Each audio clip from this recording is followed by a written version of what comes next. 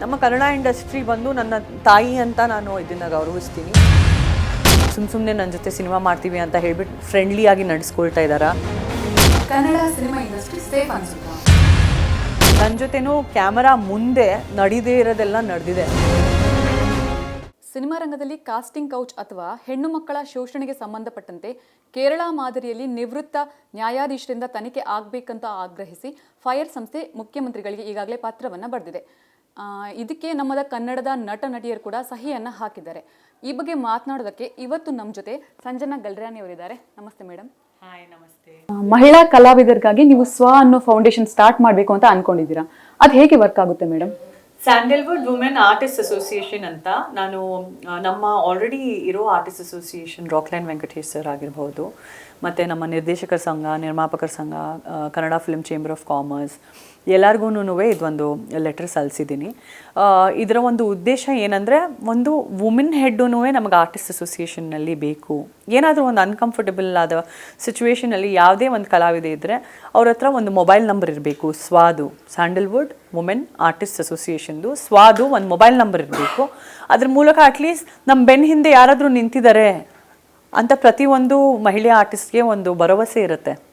ಏನಾದರೂ ಒಂದು ಅನಾಹುತ ಆದರೆ, ಆಗಬಾರ್ದು ಅನಾಹುತ, ಬಟ್ ಆಗೋದಾಗುತ್ತೆ.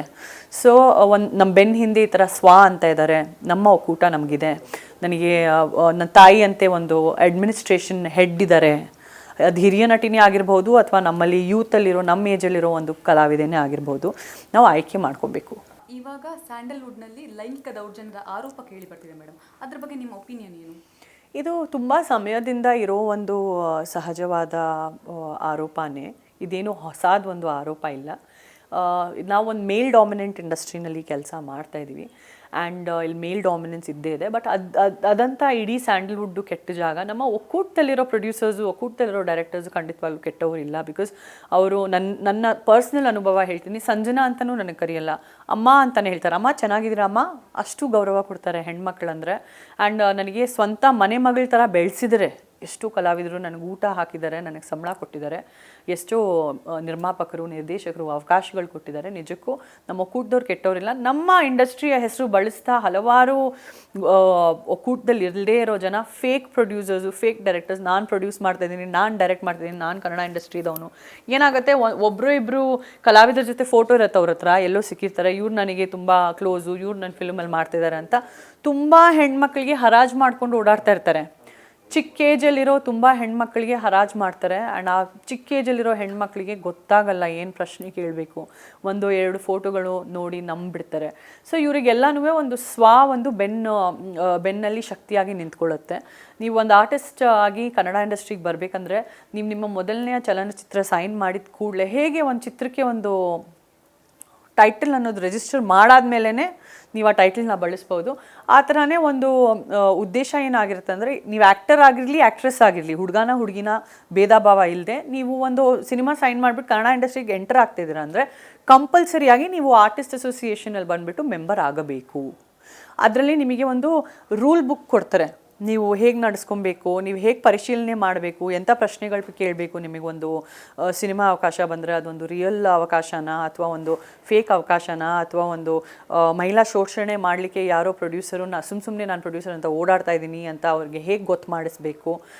ಬೇಸಿಕ್ ಅವ್ರ ಹಕ್ಕುಗಳೇನಿದೆ, ನೀವು ಪ್ರೊಡ್ಯೂಸರಾ ಸರಿ, ಹಿಂದೆ ಯಾವ ಸಿನಿಮಾ ಮಾಡಿದ್ದೀರಾ, ಆ ಸಿನಿಮಾ ರಿಲೀಸ್ ಆಯಿತಾ, ಆ ಸಿನಿಮಾ ಹಿಟ್ ಆಯಿತಾ, ಯೂಟ್ಯೂಬಲ್ಲಿ ಹೋಗ್ಬಿಟ್ಟು ಆ ಒಂದು ಲಿಂಕ್ನ ನೋಡಬೇಕು, ನಿಜಕ್ಕೂ ಆ ಸಿನಿಮಾ ಮಾಡಿದಾರಾ, ಆ ಪ್ರೊಡ್ಯೂಸರ್ ಹೆಸರೇ ಇದೆಯಾ, ಆ ಪ್ರೊಡ್ಯೂಸರ್ ಇವರೇನಾ, ನಿರ್ದೇಶಕರು ಅವರೇ ಆಗಿರ್ತಾರಾ, ಮತ್ತು ನಿಜಕ್ಕೂ ಅವ್ರು ಮಾಡಿರೋ ಸಿನಿಮಾ ತೆರೆಗೆ ತೊಗೊಂಬರೋ ಒಂದು ಅವರಿಗೆ ಬಲ ಇದೆಯಾ, ಸುಮ್ಮನೆ ನನ್ನ ಜೊತೆ ಸಿನಿಮಾ ಮಾಡ್ತೀವಿ ಅಂತ ಹೇಳ್ಬಿಟ್ಟು ಫ್ರೆಂಡ್ಲಿಯಾಗಿ ನಡೆಸ್ಕೊಳ್ತಾ ಇದ್ದಾರಾ ಅಂತ ತುಂಬ ಹೆಣ್ಮಕ್ಳು ಬಲಿಪಶು ಆಗ್ತಾಯಿದ್ದಾರೆ.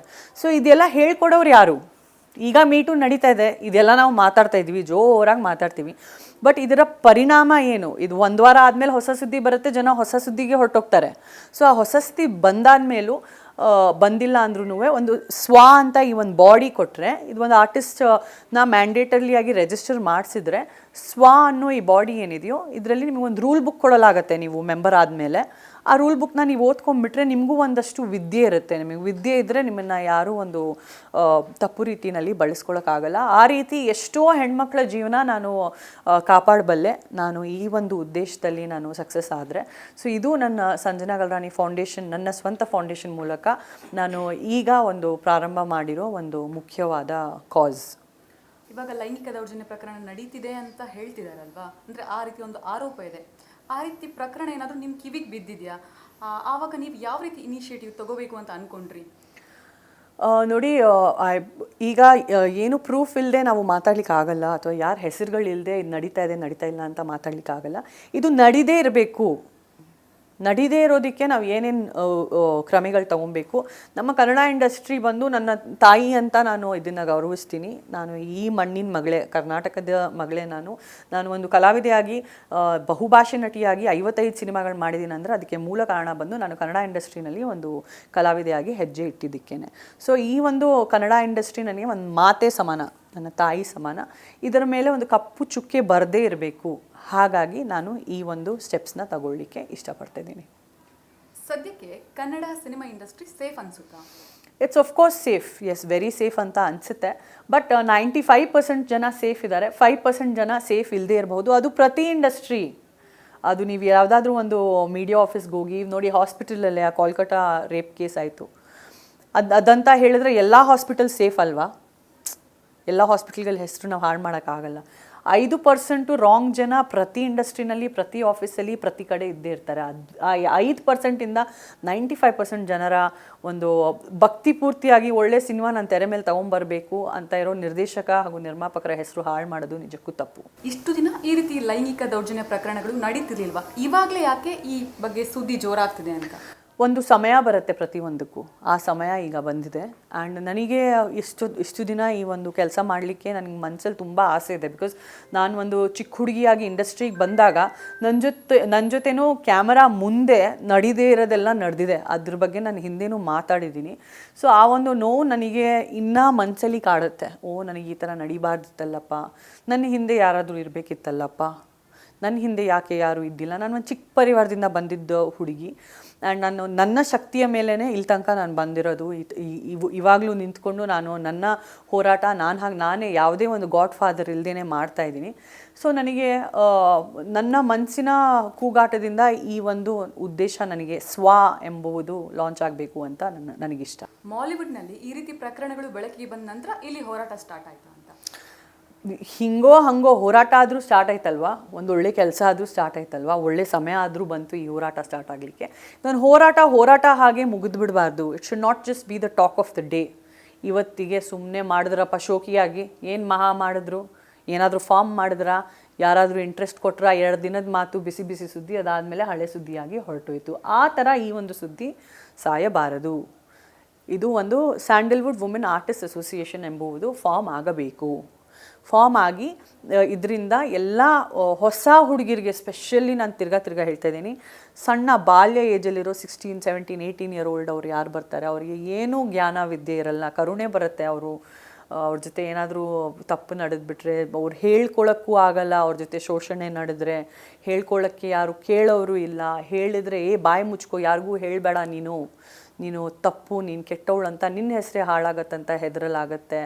ಪರ್ಸ್ನಲ್ ಲೈಫ್ ಹಾಳಾಗುತ್ತೆ, ಮಾನಸಿಕ ಹೆಲ್ತು ಹಾಳಾಗುತ್ತೆ ಒಂದು ಹೆಣ್ಮಗುಗೆ ಈ ಥರ ನಡೆದರೆ.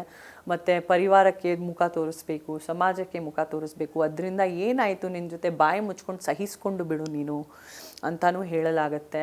ಆ ಒಂದು ಹೆಣ್ಣಿಗೇ ಅವಳ ಮೇಲೇ ಅವಳೇ ತುಂಬ ಚೀಪ್, ಅವಳ ಜೊತೆ ನಡೀತು ಈ ಥರ ಅಂತ ಅವಳಿಗೇ ಆ ಥರ ಒಂದು ಭರವಸೆನಲ್ಲಿ ಇಡಲಾಗತ್ತೆ. ಸೊ ಇಷ್ಟೆಲ್ಲ ಮನಸ್ಸಿನ ಪರಿಸ್ಥಿತಿ ಒಂದು ಹೆಣ್ಣಾಗಿ ನಿಮ್ಗೆ ಅರ್ಥ ಆಗ್ತದೆ ನಾನು ಏನು ಹೇಳ್ತಾ ಇದ್ದೀನಿ ಅಂತ. ಸೊ ಇಷ್ಟೆಲ್ಲ ಪರಿಸ್ಥಿತಿಯಿಂದ ಆ ಹೊಸ ಹೆಣ್ಮಕ್ಳು ಯಾರು ಬರ್ತಾರೋ ಫಿಲ್ಮ್ ಇಂಡಸ್ಟ್ರಿಯಲ್ಲಿ ಅವ್ರನ್ನ ಕಾಪಾಡಬೇಕು. ಹಾಗಾಗಿ ಇದೊಂದು SWAA ಅಂತ ಒಂದು ಸ್ಯಾಂಡಲ್ವುಡ್ ವುಮೆನ್ಸ್ ಆರ್ಟಿಸ್ಟ್ ಅಸೋಸಿಯೇಷನ್ ಅಂತ ಲಾಂಚ್ ಆಗಬೇಕು ಅಂತ ನನ್ನ ಬೇಡಿಕೆ. ನಟ ಚೇತನ್ ಅವರ ಹೋರಾಟದ ಬಗ್ಗೆ ನೀವೇನು ಹೇಳ್ತೀರಾ? ಅದು ಒಂದು ಒಳ್ಳೆಯ ಕಾಸೇ.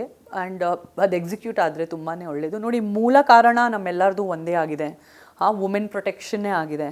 ಮತ್ತು ಬೆದರಿಕೆ ಇರಲಿ, ಅಂದರೆ ಹೆಣ್ಮಕ್ಳು ಅಂದರೆ ಸುಮ್ಮನೆ ಬೇಳೆಗೆ ಹಾಕೊಂಡ್ಬಿಟ್ಟು ಆಟ ಆಡ್ಕೊಂಡ್ಬಿಟ್ಟು ಮಾರನೇ ದಿನ ಬೆಳಗ್ಗೆ ಸುಮ್ಮನೆ ಹಿಂಗೆ ಕೈ ತೊಳ್ಕೊಂಡು ಹೋಗಿ ಬೇರೆ ಹೆಣ್ಮಗುಗೆ ಇನ್ನೊಂದು ರಾತ್ರಿ ಬೇಳೆ ಬೀಸಲಿಕ್ಕೆ ಹೋಗೋರಿಗೆ ಇದೊಂದು ಬೆದರಿಕೆ. ಸೊ ಅವ್ರದ್ದು ಮೂಲ ಕಾರಣ ಅದೇ ಆಗಿದೆ, ನಮ್ಮದು ಮೂಲ ಕಾರಣ ಅದೇ ಆಗಿದೆ. ಯಾರಿಗಾದರೂ ಇದರಲ್ಲಿ ನಿಜಕ್ಕೂ ಒಂದು ಕಮಿಟಿ ಫಾರ್ಮ್ ಆಗಲಿ ಅಂತ ನನ್ನ ಅನಿಸಿಕೆ. ಸಿನಿಮಾ ಇಂಡಸ್ಟ್ರಿಗೆ ಇವಾಗ ಯಂಗ್ಸ್ಟರ್ಸ್ ಎಂಟ್ರಿ ಕೊಡ್ತಾರೆ, ಈ ಪ್ರಕರಣದ ಬಗ್ಗೆ ಅವ್ರಿಗೆ ನೀವು ಏನು ಹೇಳಕ್ಕೆ ಬಯಸ್ತೀರಾ ಅಂತ? ಮೊದಲನೇದಾಗಿ ನಾನು ಹೇಳಿದ್ದೆಲ್ಲ ಈಗ ಯಂಗ್ಸ್ಟರ್ಸ್ಗೆ, ನ್ಯೂ ಕಮರ್ಸ್ಗೆ ಎಷ್ಟು ಹೊತ್ತು ಮಾತಾಡಿದ್ದೀನಿ. ಬಟ್ ಮೊದಲನೇದಾಗಿ ನಾನು ನನ್ನ ಈ ಒಂದು ಉದ್ದೇಶದಲ್ಲಿ ಸಕ್ಸಸ್ ಆದರೆ ಇದರಲ್ಲಿ ಒಂದು ರೂಲ್ ಬುಕ್ ಮುಖಾಂತರ ಅವ್ರು ಹೇಗೆ ನಡೆಸ್ಕೊಬೇಕು ಇಂಡಸ್ಟ್ರಿನಲ್ಲಿ, ಹೇಗಿರಬೇಕು ಇಂಡಸ್ಟ್ರಿನಲ್ಲಿ, ಹೇಗೆ ಪರಿಶೀಲನೆ ಮಾಡಬೇಕು. ಒಂದು ಆಫರ್ ಬಂದರೆ ದಿಢೀರಂತ ನಂಬಾರ್ದು, ಆತ ನಿಜಕ್ಕೂ ಸಿನಿಮಾ ಮಾಡ್ತಾನೆ, ಆ ಸಿನಿಮಾ ಮಾಡಿದ್ರೂ ಬಿಡುಗಡೆ ಮಾಡಲಿಕ್ಕೆ ಅವರಿಗೆ ಒಂದು ಶಕ್ತಿ ಇದೆಯಾ, ತೆರೆಗೆ ಬರೋ ಶಕ್ತಿ ಇದೆಯಾ, 7 ಕೋಟಿ ಕನ್ನಡಿಗರಿಗೆ ಆ ಸಿನಿಮಾ ತಲುಪಿಸೋ ಶಕ್ತಿ ಇದೆಯಾ, ಇಡೀ ಕರ್ನಾಟಕ ರಾಜ್ಯದಲ್ಲಿ ಥಿಯೇಟರ್ಗಳು ಬುಕ್ ಮಾಡಿ ಆ ಸಿನಿಮಾ ನಿಜಕ್ಕೂ ರಿಲೀಸ್ ಆಗುತ್ತಾ, ಸುಮ್ಮನೆ 2 ದಿನ ಶೂಟಿಂಗ್ ಮಾಡಿಬಿಟ್ಟು ಅದಾದಮೇಲೆ ನನ್ನ ಜೀವನನೇ ಹಾಳಾಗತ್ತಾ ಅನ್ನೋ ಪರಿಶೀಲನೆ ಮಾಡೋ ಒಂದು ಶಕ್ತಿ ಇರಬೇಕು ಪ್ರತಿಯೊಂದು ಹೆಣ್ಣಿಗೂ, ಪ್ರತಿಯೊಂದು ಗಂಡು ಆ್ಯಕ್ಟರಿಗೂ. This is not a gender based thing. So ಇಷ್ಟೆಲ್ಲ ಬುದ್ಧಿ ಹೇಳೋದಕ್ಕೆ ನಮ್ಮ ಆರ್ಟಿಸ್ಟ್ ಅಸೋಸಿಯೇಷನಲ್ಲಿ ಒಂದು ಸೌಲಭ್ಯ ಮಾಡಿಕೊಡಿ ಅಂತ ಈ ಒಂದು ಸ್ವಾ ಎಂಬುವುದು ಸ್ಯಾಂಡಲ್ವುಡ್ ವುಮೆನ್ ಆರ್ಟಿಸ್ಟ್ ಅಸೋಸಿಯೇಷನಿಂದ ನಮ್ಮ ಇನಿಷಿಯೇಟಿವ್. ಮಹಿಳೆಯರ ರಕ್ಷಣೆಗಾಗಿ ನೀವು ಸ್ವ ಅನ್ನೋ ಫೌಂಡೇಶನ್ ಸ್ಟಾರ್ಟ್ ಮಾಡಬೇಕು ಅಂದ್ಕೊಂಡಿದ್ದೀರಾ.